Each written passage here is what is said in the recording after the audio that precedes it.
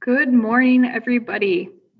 Welcome to church. Welcome on Sunday morning here to First Parish in Concord.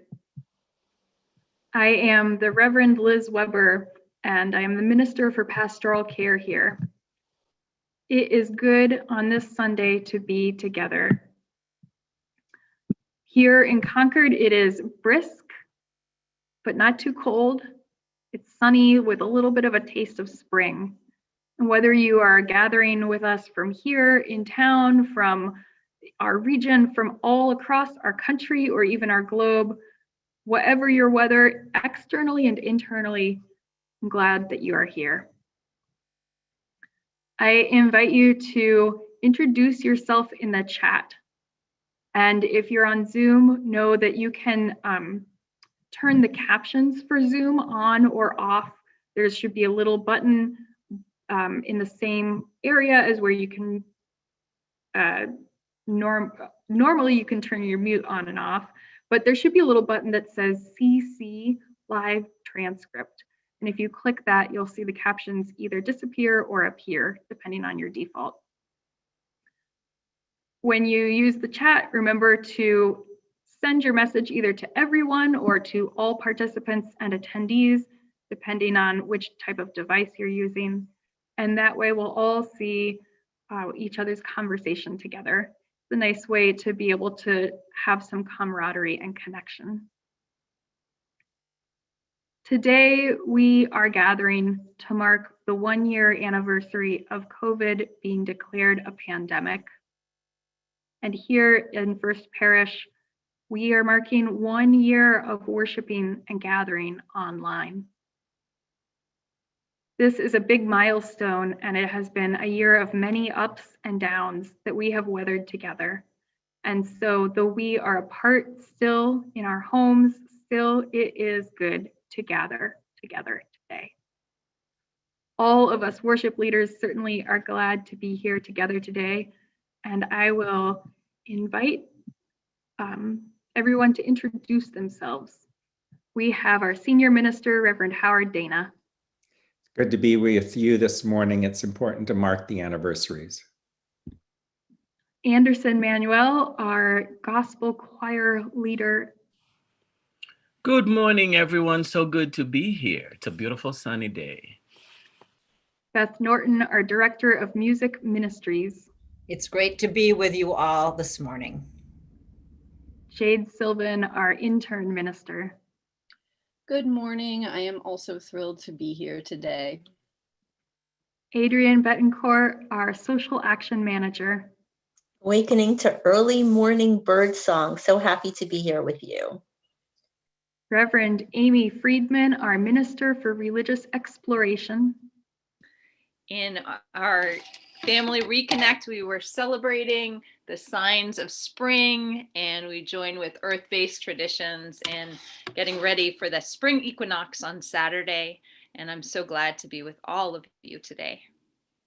Thank you, Amy. I'm so glad that you and Dawn are here with us and that you are hosting 2 services every Sunday morning, 2 gatherings every Sunday morning.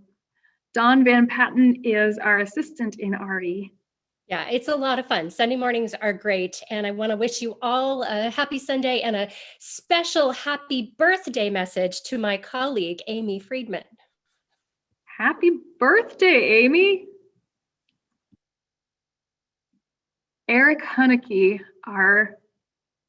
we just call you our organist? Yeah. Yeah, our organist.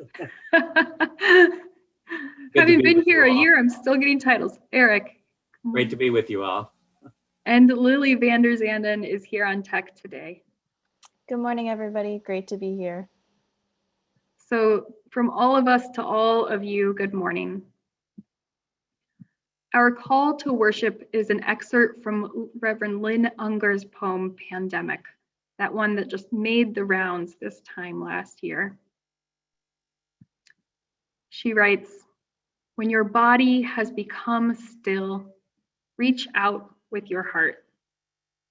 Know that we are connected in ways that are terrifying and beautiful.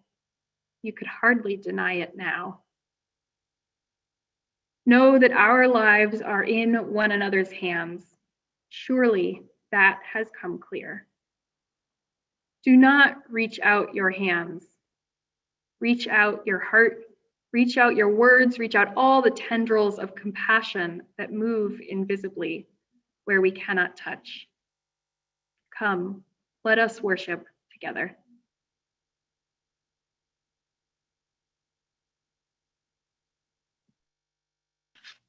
As Liz alluded to, this year, being connected is more important than ever. And one of the ways we ritualize our connection, even from technically faraway places in Unitarian Universalism, is with the ritual of the chalice lighting. The flame of the chalice represents all flames. So if you have a candle or a chalice nearby, I invite you to light it with me as we recite the First Parish chalice lighting response. O flame of our faith, open our hearts and fill our bodies and souls with persistent strength. Enliven our spirits and engage us deeply in this life of ours, this sacred, essential moment now. And as you may have heard, we are in the middle of our annual pledge campaign. Today, our APC speaker is Leah Russell, who will tell you a little bit about her pledge experience. Leah, take it away. Hi, everyone. I miss being together. For those of you who don't know me, my name is Leah Russell, and I grew up in the UU tradition.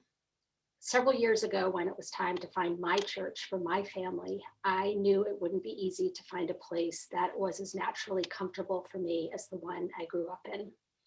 After all, that church had surrounded me since before I could remember. And I also knew I would not be considering First Parish in Concord. It's too big, there are too many people there, and there's no way I would ever find a connection. So with that in mind, I went about spending time with some of the smaller UU communities in the area. But after a few years, I really just had to admit that none of them were the right place. So I decided to broaden my search, and one day, a little over 5 years ago, I came to check out First Parish in Concord, knowing it wasn't right for me, mind you, but just so I could at least check it off my list. So here I am. Obviously, I was wrong. The stars were aligned. I was smitten, and this community has been nourishing my soul every Sunday and the days in between since then. This year has been so hard for all of us. Adding to the difficulties of the pandemic last year, my family also dealt with a months-long health struggle, which sent my already upside-down pandemic world just spinning out of control. But we got through it, thanks in part to you, to this community. In person sure would have been a lot better, but Zoom church on Sundays always helped me find the strength for the next week. And members of this congregation supported me as well. I am so grateful that you've been there for me. But let's get back to pledging, because that is why I am here. Hearkening back to the first few months at First Parish 5 years ago, one Sunday was Celebration Sunday, which just sounded like a lot of fun. Little did I know that it was the Sunday that we pledged to the annual campaign, which was probably a good thing. I am usually very cautious with money, and I rarely make spur of the moment decisions about spending. So there I was, pledge card in hand without a plan. And that was when I did the most un-Leah-like thing ever. I filled it in with a dollar amount that was out of my comfort zone and handed it in before I could change my mind. And that works just fine. So that has been my pledging philosophy ever since, to push my pledge amount to a place that feels a little uncomfortable. So far, the execution has been painless, because the fact is finances adjust accordingly. Once the money's pledged, it's gone, and I still find ways to do the things that I need to do. I pledge for being just part of this vibrant community. It brings me such joy. And I pledge for the countless social action initiatives, which are so important to the future of our world. I pledge for each child that is shaped by our RE program. And as long as I can, I will continue to increase my pledge each year to a place that's a little out of my comfort zone. And this year in particular, I am planning to pledge more than I might have, knowing that some in our congregation may have to cut back as a result of the pandemic. So I hope that those of you that can will join me in pledging just a little more than is comfortable, so that First Parish not only survives, but that we thrive. Thank you. Hope to see you all soon. Thank you, Leah, for that great message. Hope to see you all soon indeed. Take a minute just to breathe with me.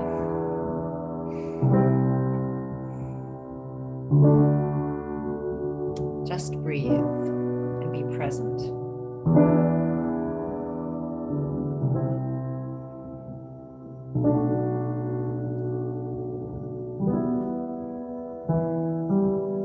And sing with me as you're comfortable.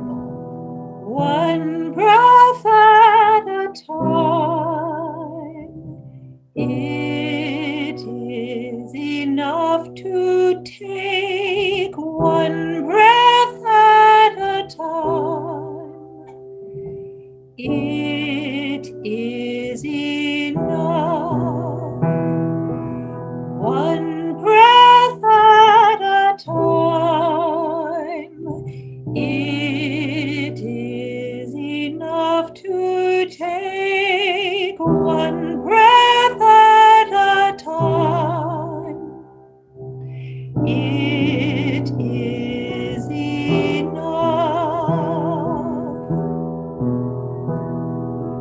One day at a time. It is enough to live one day at a time. It is enough. One day at a time. It is enough to live one day at a time. It is enough. As I am today, it is enough to be as I am today. It is enough. As I am today, it is enough to be as I am today. It is enough. One breath at a time. It is enough to take one breath at a time. It is enough.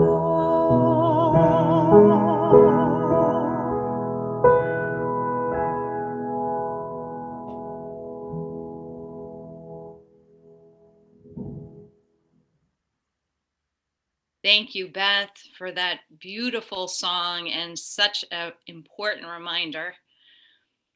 I've been thinking a lot about time lately. And one thing that you might not know about me is that I love Alice in Wonderland. My father used to read it to me before bed, chapter by chapter. And I loved it so much that my favorite doll is named Alice. And you can imagine how thrilled I was when I was cast as Alice in Alice in Wonderland at the Harwich Junior Theater at the age of 11. So when you have a favorite character or a favorite book or movie or play, you sort of start to internalize the dialogue. And that's how it is for me with Alice. I find myself thinking, curiouser and curiouser. Or sometimes I even say in my head, I often give myself very good advice, but I very seldom follow it. 1 year ago, when the world shut down and we all began working and learning from home, time has passed quite differently. And perhaps you've had the experience too of having to figure out what day it is. Children and teens, who, especially those who are learning in hybrid, have to be really vigilant about what day of the week it is. But back last spring, or those of us who continue to learn and work remotely, I've heard it said that every day is Blur's Day. When shutdown began 1 year ago, I felt like I was falling down the rabbit hole because all the familiar anchors of my daily routine lost their gravity. At times, being on Zoom has felt like I was seated at the Mad Hatter's tea party because people kept popping in and then they'd pop out again. And sometimes you couldn't hear them or they froze mid-sentence. The global pandemic continues to be a time of great uncertainty and sadness for the whole world. Even elders and global leaders have never experienced a time like this. Humanity has continued to learn and adapt and change at a much more rapid pace than is normal for us. And so that reminds me of Alice when the caterpillar asks, "Who are you?" And she replies, "I hardly know, sir, at present. At least I knew who I was this morning, but I think I must have been changed several times since then." This has been especially hard for all of us to be apart because we are in mourning. We are grieving the loss of loved ones, neighbors, friends. And even if our immediate circle has not been touched by death, we are collectively grieving the losses in our wider world that we share. So we carry within us this tender spot. Even as we wash our hands and keep socially distanced and wear our masks to protect our own health, we know we are also being careful about the health of our wider community. First Parish children and teens, I want you to know how much I treasure the time that we have had together online. I am so grateful that we continue to connect through email and even by writing cards to one another. But I also know how much your body has changed over the course of a whole year. And I only get a little hint of it when I notice that your change of hairstyle, but I know that you have actually grown. You're taller than when we were together last. During momentous times in history, people who lived through them are often asked, "Where were you when?" For example, if you ask people who lived during the time of the moon landing or a natural disaster or an assassination, declarations of war and peace, they can recall exactly where they were when that happened, who they were with. And so on this 1 year anniversary, I want to invite you to think about, where were you when this momentous time in history began? Because it's possible we all kind of feel like Alice, who was just dreaming lazily along the riverbank. But really think about it. When did you first realize that COVID-19 wasn't just some distant virus, but something that would affect your life? How have you grown during this time? What has changed? With every person who is vaccinated, our hope increases. However, before we tumble into that next chapter, our next adventure, it is important that we mark the time. That's the reason for being a part of a religious community. We mark the time. Beth will now lead us in singing together again. Thank you, Amy, for helping us to remember to mark the time. In these times, in these uncertain times, I will remain open to the miracle that is each moment. These are the words of a chant that I have been singing during these uncertain times. And I'd like to share it with you this morning. I think the words are going to appear in the chat now. In these times, in these uncertain times, and their emotions. In these times, in these uncertain times, I will remain open to the miracle that is each moment. Sing along with me. In these times, in these uncertain times, I will remain open to the miracle that is each moment. In these times, in these uncertain times, I will remain open to the miracle that is each moment. In these times, in these uncertain times, I will remain open to the miracle that is each moment.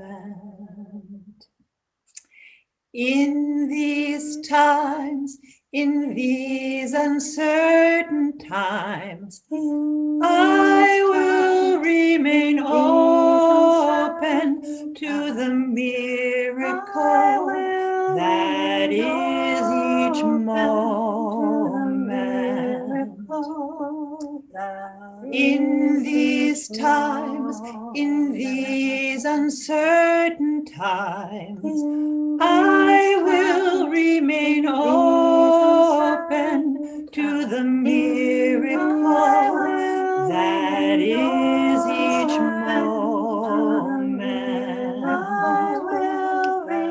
In these times, in these uncertain times, I will remain open to the miracle that is each moment. That is each moment. That is each moment. That is each moment.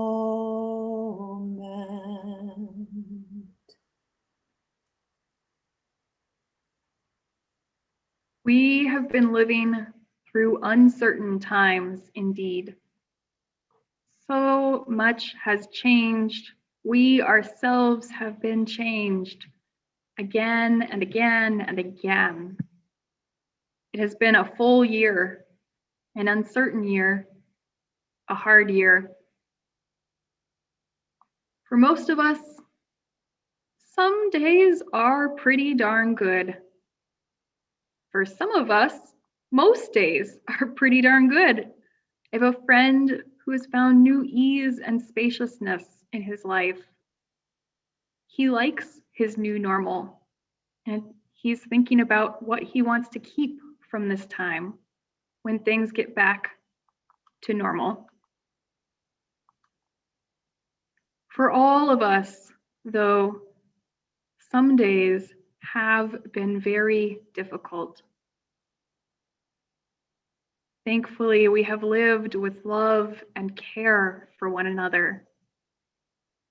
We've been doing hard things, but we have been doing them together.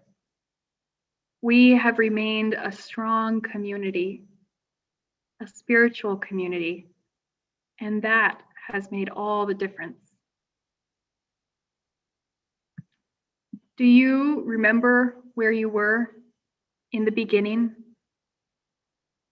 I remember those last weeks in the sanctuary when we bumped elbows instead of hugging or shaking hands, when we thought that would be enough.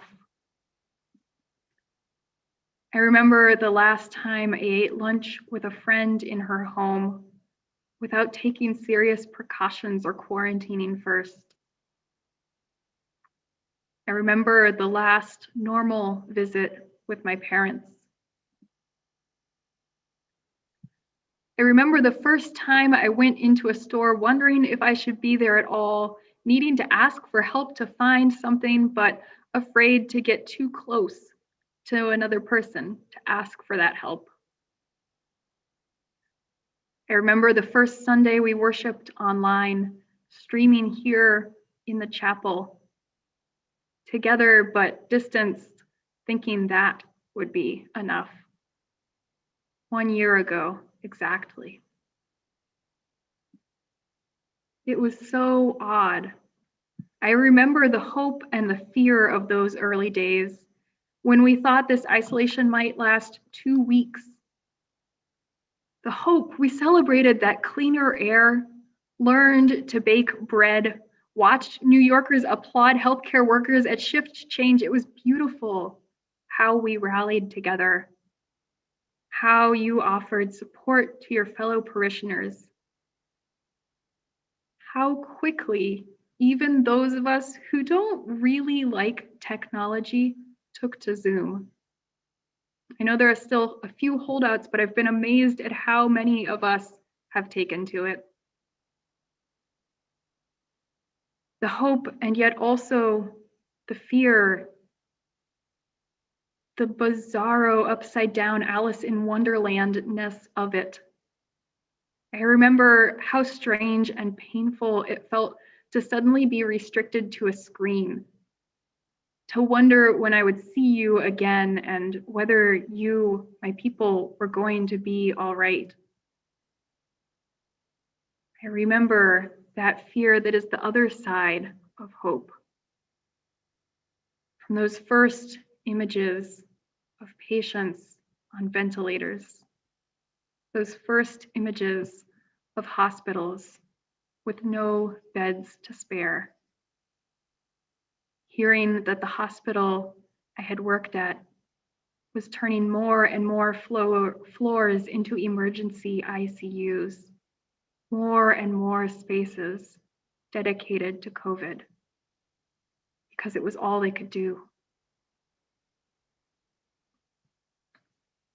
I remember the feeling that suddenly our world was no longer safe.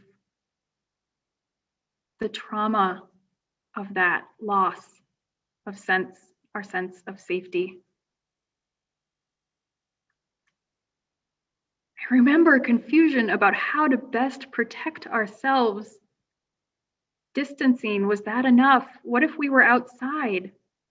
Learning gradually that yes, we did need to use a mask.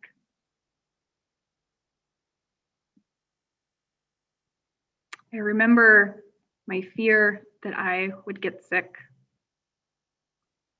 I remember my fear that one of you or someone in my family would get sick.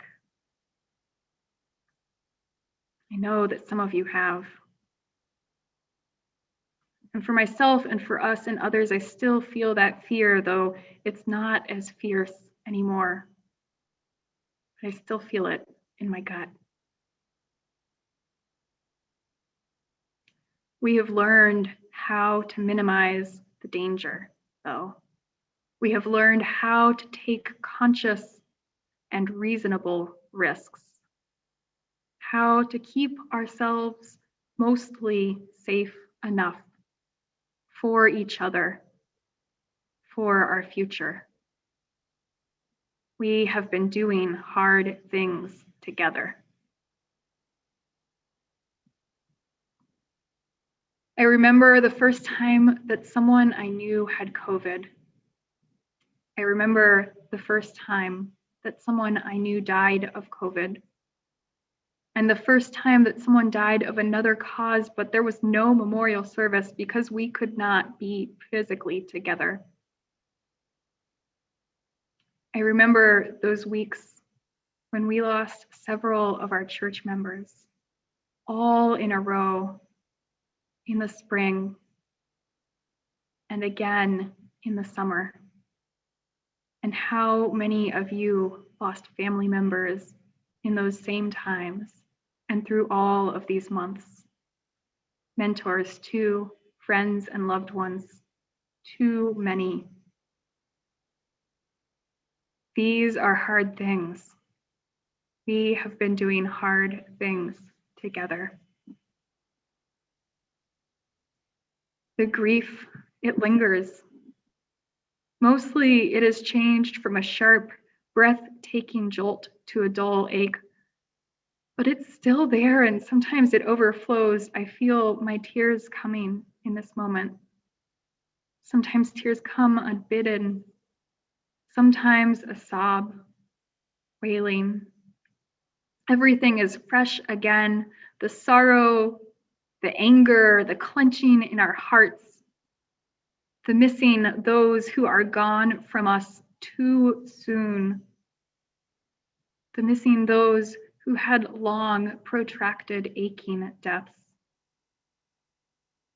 the missing and the remaining. We who remain, our hearts are linked together by grief. And our hearts are linked with every human heart across our whole wide world, all of our hearts beating, overflowing with persistence and exhaustion and grief. 2,660,000 people have died worldwide. 546,000 people have died in our country, more than one soul each minute. And 4 people have died from our congregation. As Kay's daughter, Reverend Kim Crawford Harvey, says, we are part of the great company of the bereaved. As a world, as a country, as a congregation, we are doing hard things together. In our prayer time today, in just a few moments, we will remember those who have died this year from COVID and also from other causes. First Parish, whose death are you grieving? Who have you lost this year? Who in your family, your friends, your colleagues, who have you lost? As a spiritual community, we gather to honor their memory and our grief. And so I invite you to share their names now. If you would like to honor someone who has died this past year, please type their name into the chat.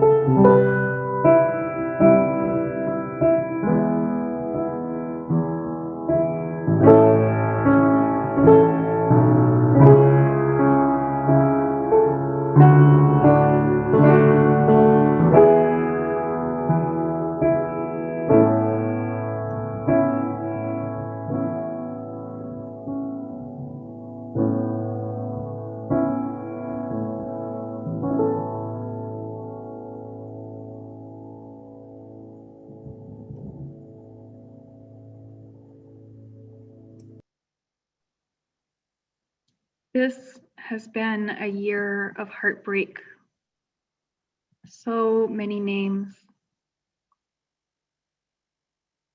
We are carrying griefs, both large and small.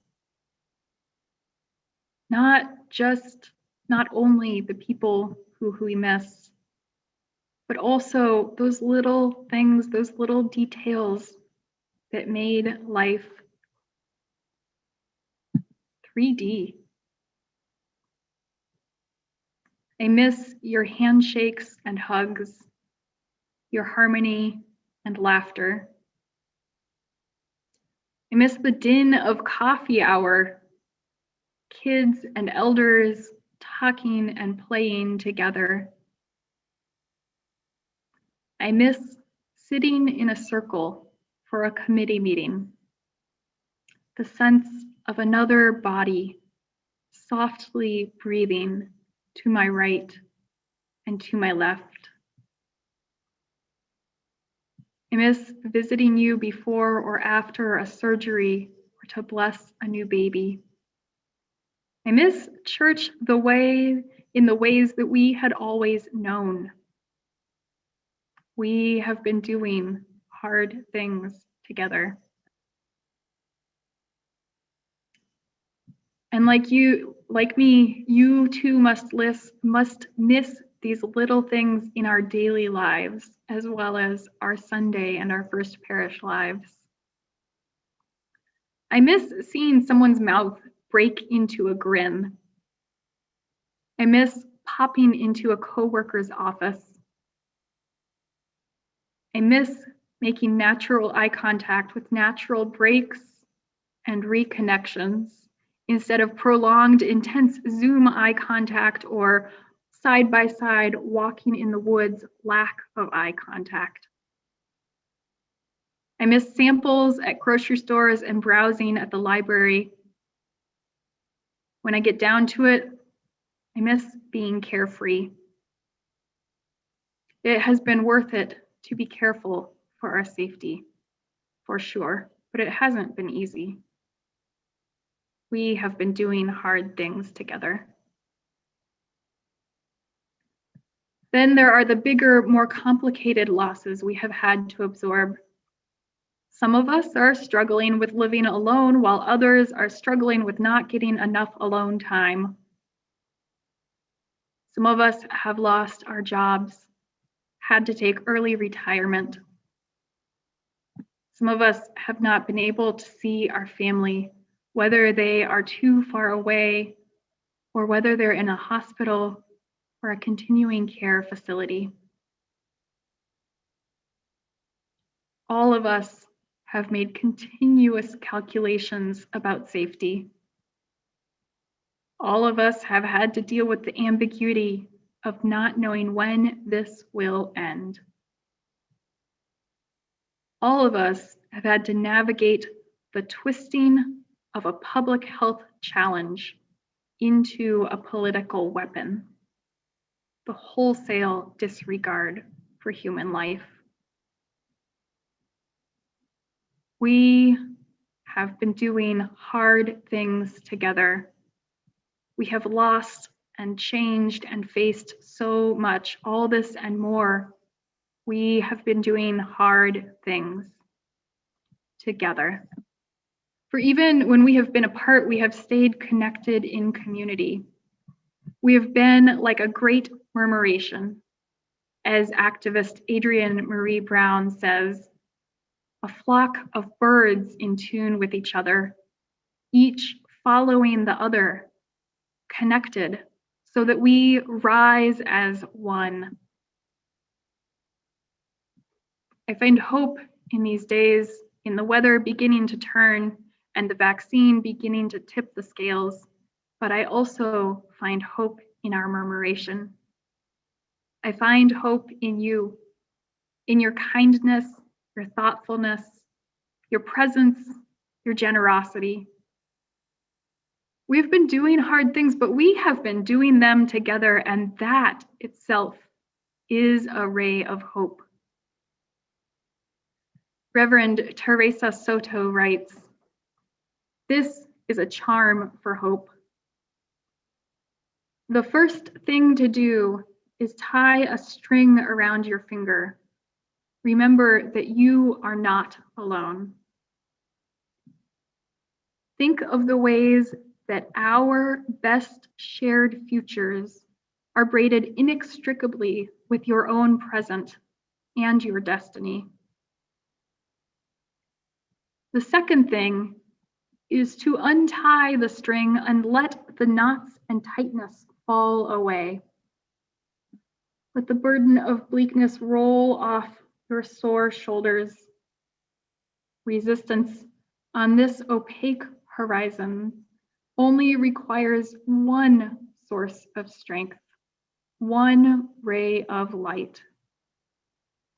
Remember that persistence doesn't require all the answers up front, only one. Fortunately for all of us, we have one response: to remain together through awkward times and happy ones. We remember, and we find our resolve in one another. Let us resolve to celebrate our murmuration. Let us find hope in our togetherness, even from our own homes.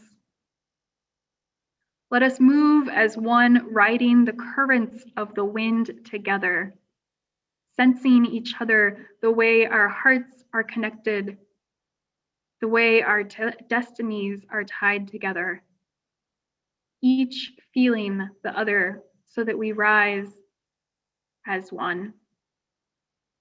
Let us rise gratefully, gracefully, and fall without regret. First Parish, it has been a year. We can keep going together. I love you. Amen, and blessed be.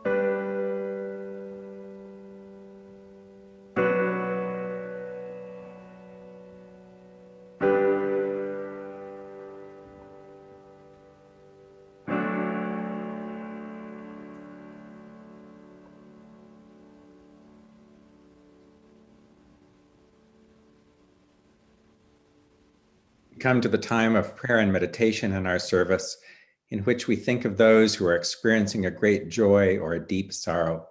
I will list those who are on the pastoral list, and then you will be invited to say the names or to add them to the chat of folks that you are thinking of this morning. This morning, we hold Sophie, Bruce, and Hugh in our hearts during a time of transition. We hold Vivek, Julia, Uma, and Shanti in our hearts after the death of Sarla. We hold Rebecca, Gibb, and their family close in our hearts after the death of Rodney. And this morning, we celebrate with Maria and with all the volunteers who have supported her. There's more details on each of these in the chat, and you are now invited to speak the names of those who are on your heart this morning.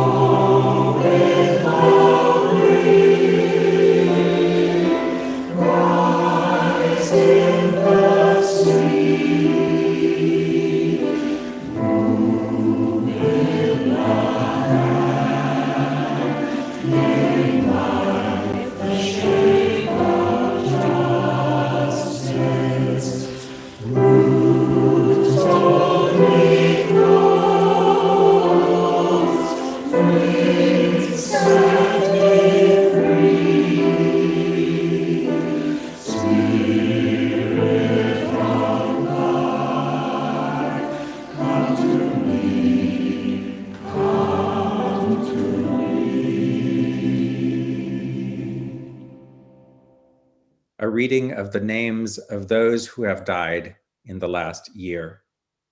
First, the members of First Parish in Concord who have died. Jay Agarwal, Lucy Saxenian, Mary Hastings, Patrick Everett, John Hall, Tom Beck, Bob Peters, Pat Cummings, Betsy Wilson, and Ivan Christofi.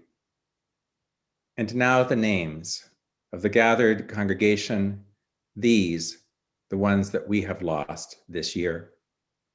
Mary Fink, Glennis, Lucille Weiss, Bill Power, Regina, John Rusich, Jeanette Elwood, Rosemary, Bernie, Patty, Edna Harris, Eileen, Victor Manuel, Brian Flynn and Jack Ward, Don Payne, Sarla Samnotra, Richard Pike, Michael Couch, Eileen Kusin, Dean Fenley and Larry Bart, Reverend William Barnwell, Peter Coogan, Bob Downing, Barbara and Reed Anthony, Mary, Bill Sweeney, Peter Esty, Justin Casamejor, Ron Winborn, Tom, Betty, all of the pets we have lost, cats and dogs and others,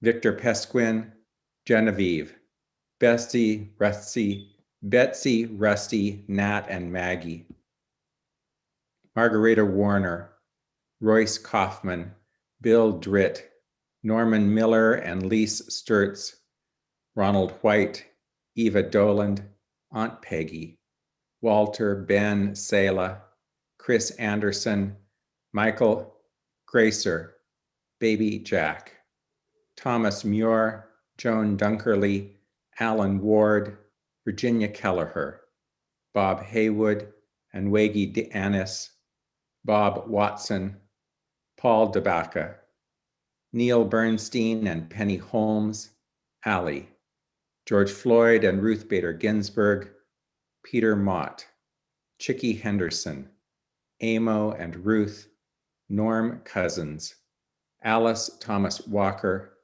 Worth Robbins, and John Schutt, Kitty Pearson. Will you pray with me, please? We gather on this solemn anniversary to mark the difficult year that has passed. We gather knowing we are still in the storm. The pandemic goes on. It goes on around us even as vaccinations give us all hope. It goes on worse in some communities, affecting people of color and the poor especially. This pandemic goes on around the world, with wealthy countries doing better than poor ones. We are still in the storm. Each of us must hold on longer. There will be no sudden end to this pandemic. There will be no nearby day when the danger magically lifts. This year has left scars on our hearts. There are more scars to come. Today we mark a long, long year, a year of uncertainty and change, a year of loss and of growth, a year none of us asked for, yet all of us have lived through. Together, we have gone a full trip around the sun with COVID-19. We have seen it in all its seasons. Each of us has had a birthday during it. We have celebrated anniversaries during it. The losses it has brought will be felt for many years to come. The collective trauma we have experienced will not fade quickly.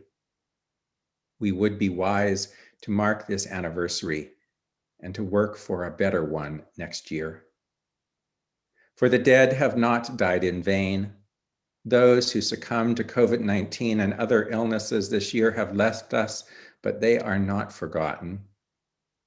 We grieve so many who died this year without loved ones around them. We grieve so many young people who died too early.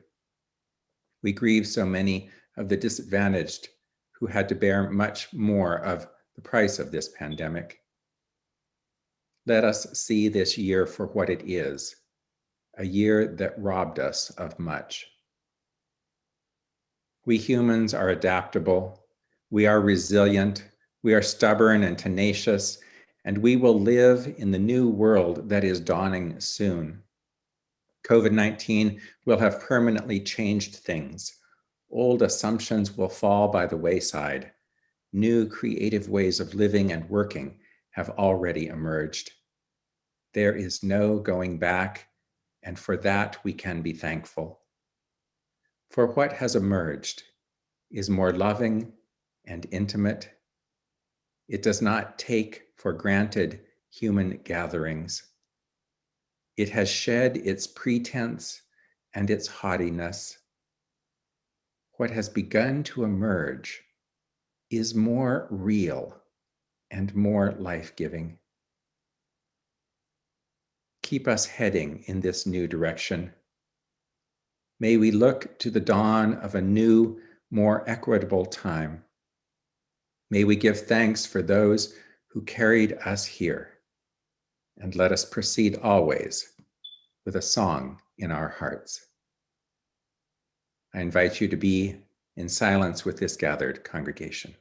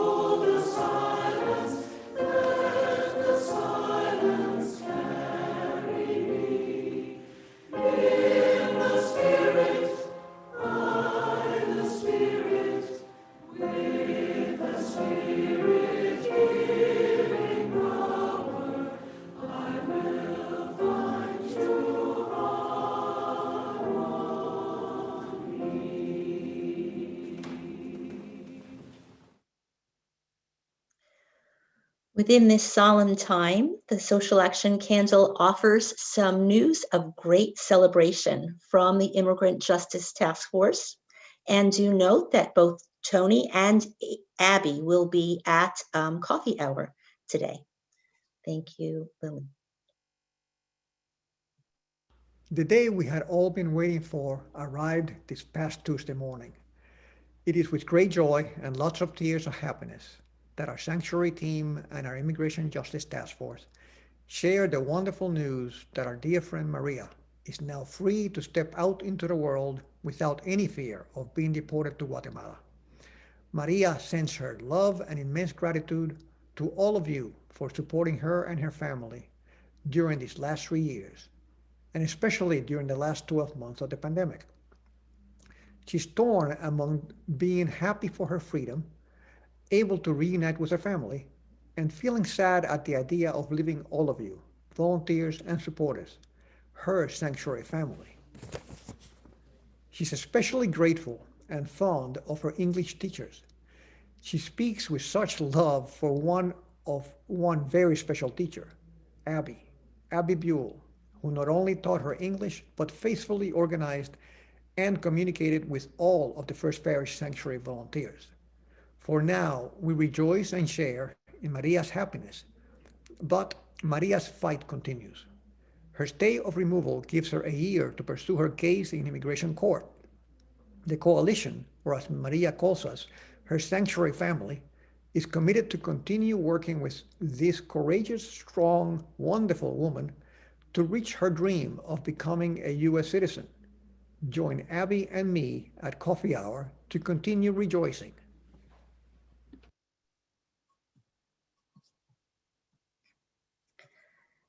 Now is your opportunity to contribute to both the good work of First Parish and Gaining Ground, our Share the Plate for the month of March.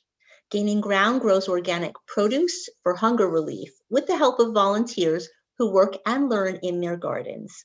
Our collection is split 50-50, so you'll see a number appear on your screen to allow you to text your donation. Just text a whole number, a 2050100. First time you'll need your credit card handy. And you can also donate through our website or postal mail a check to the church building. Thank you very much.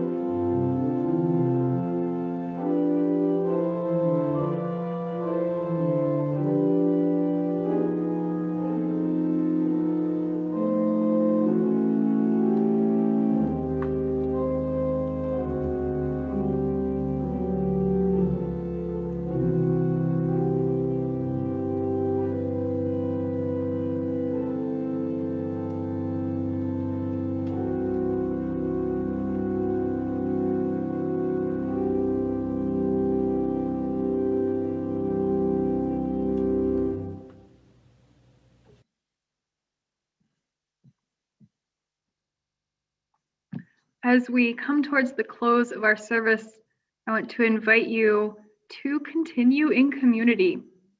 You can find lots and lots of ways to do that in our FP Weekly email that comes to you on Fridays.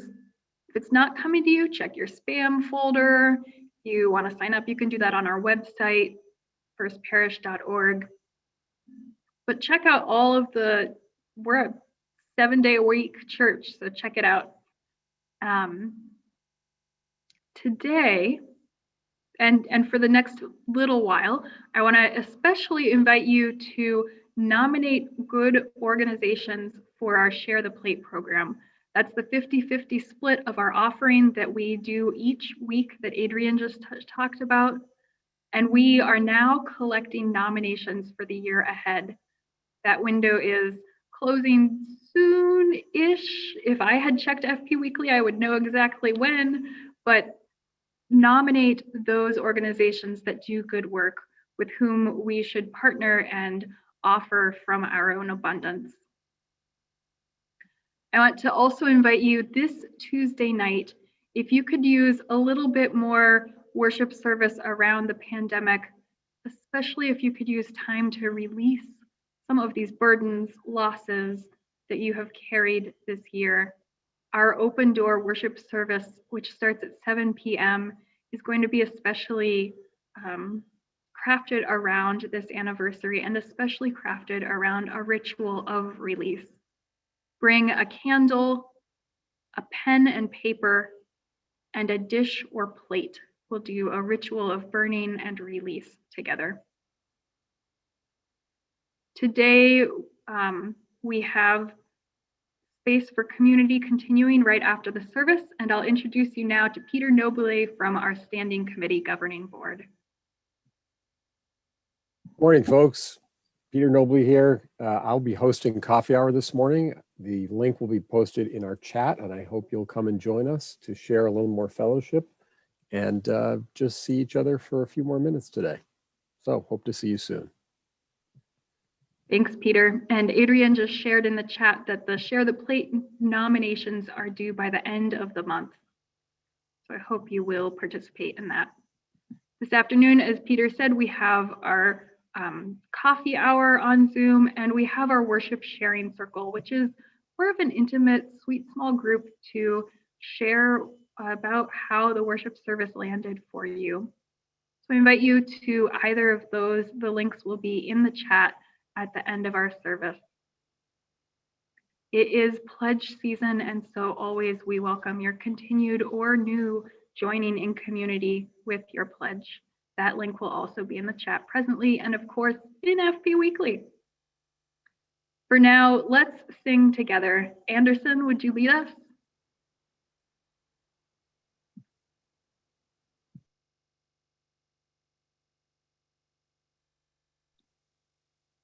Unmute, Anderson, unmute.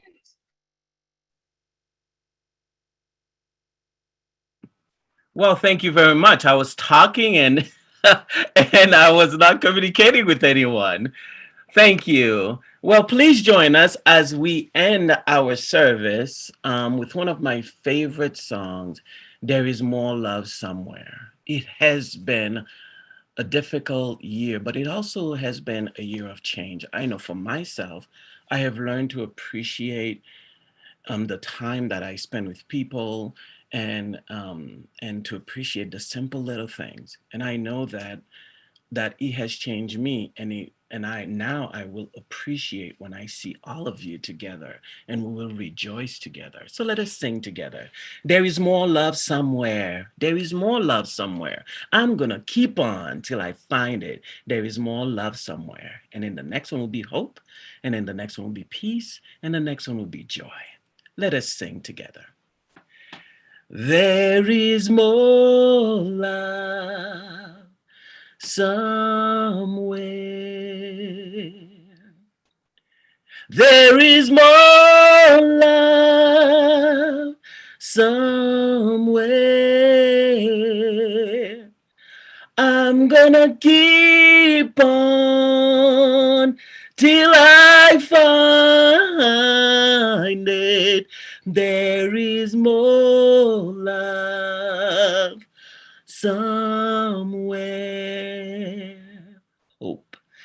There is more hope somewhere. There is more hope somewhere. I'm gonna keep on till I find it. There is more hope somewhere. Peace.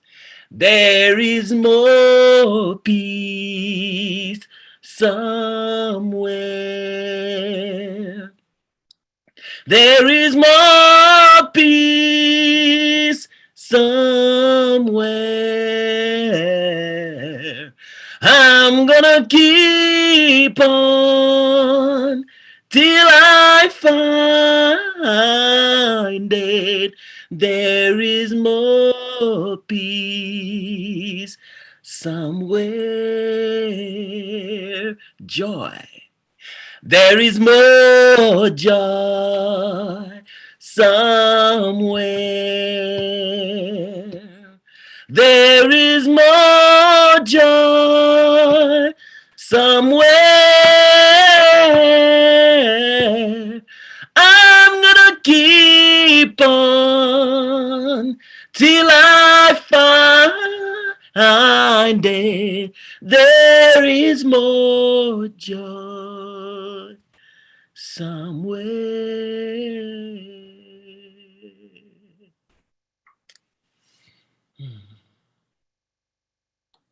First Parish, as you go this week, go with this blessing. Reach out your heart.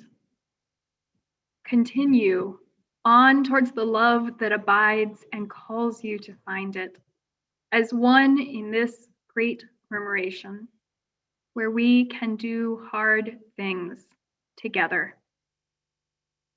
May you be open to the miracles that abound each moment. May you return to share them as we gather each week. Blessed be and amen. Let us say together, go out into the world in peace. Have courage. Hold on to what is good. Return to no person evil for evil. Strengthen the faint-hearted. Support the weak. Help the suffering. Honor all beings.